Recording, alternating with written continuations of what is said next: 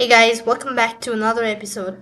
In this video, I'm going to show you the ways to add Clyde to Discord. In order to add Clyde on Discord, you had to follow the steps. First thing, go to open up a Discord application on your web browser or on your desktop, and then go to open up your server. When you open up your server, on the search box, type in /ban, and then you'll be able to find this user. So press that and paste in the number that I'm going to leave it on my description box below.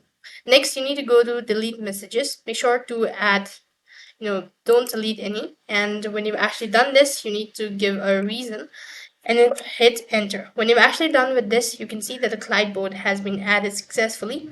Next, what you have to do is you need to go to your server and then you'll be able to see this sort of interface. So when you go to your server, you could just press your icon, and from here you could go ahead and select this. And in order to undo the ban, what you need to do is you need to go to the settings, and here you should be able to locate ban.